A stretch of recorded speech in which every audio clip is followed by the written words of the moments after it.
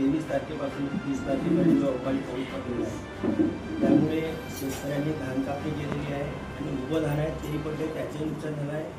आणि ज्यांना पुंजुना रचलेलं आहे त्याचे नुकसान झालेलं आहे आणि ज्याचे कळपे आहे त्याचं मोठं नुकसान झालेलं आहे। आणि त्यासाठी म्हणून आम्हाला आमच्या पक्षाकडून आपल्या कार्यालयातील विनंती आहे की आपले तलाठी किंवा कृषी विभागाचे अधिकारी म्हणतात की तुम्ही आम्हाला जो अर्ज करेल आम्ही त्याच्याकडे जाऊ, म्हणून आमची विनंती अशी आहे की प्रत्येक गावात झालेला आहे आणि काही शेतकरी त्यांना लिहिता वाचता येत नाही आणि म्हणून आमच्या पक्षाच्या वतीनं आम्हाला साहेबांच्या निर्देशावर सांगितलं आहे की प्रत्येक तलाट्याने आणि ते कमिटी ग्रामसेवक आहे, कृषीवाला आणि तलाठी आहे त्याने प्रत्येक गावात जाऊन गेलं सर्व शेतकरी त्यांच्याकडे जाणारच आहे, म्हणून त्याने अर्जाची वाट न बघता प्रत्येक गावात जाऊन पंचनामा करावं आणि जो आपला घोषणापत्र आहे एक नमुना काढला त्याच्यात जो लिहिलेला आहे की शेतकऱ्याला भीती देत आहेत, आपला म्हणजे जाहिरात काढलेला आहे की ज्यांचा पंचनामा झाला त्याला धान देता येणार नाही, ते चुकीची गोष्ट आहे। धान नुकसान कसं आहे, आम्ही म्हणतो नुकसान भरपाई द्या,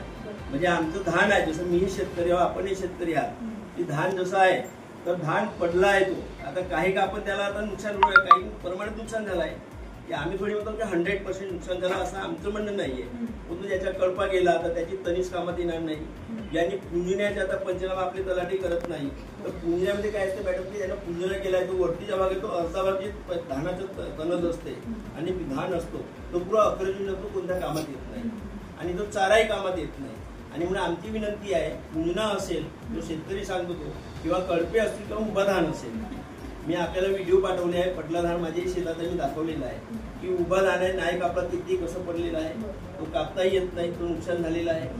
की 100% जे फसल होणार ती यावेळेस एवढी फसल होणार होती की सांगता येत नाही, परंतु आता ते आपल्याला धान देता येणार नाही हा वाला मुद्दा तो त्याच्यातून काढून टाका, कारण की आमच्याकडे जसं आता आम्हाला 100 पोते धान होणार होते आम्हाला आता 40 पोते होते, 40 पोते विकणार ना, देता येत नाही हा काही प्रश्न नाही आहे आणि म्हणून आम्हाला विशेष करून आमच्या जिल्हा कार्यालयातून आपल्याला आलेला आहे आणि म्हणून आम्ही आपल्याला निवेदन देत आहोत। हा आमचं निवेदन आपल्या मार्फत मुख्यमंत्री साहेबांना त्वरित लवकरात लवकर जावं आणि याची एक कापी आम्हाला परत मिळाली।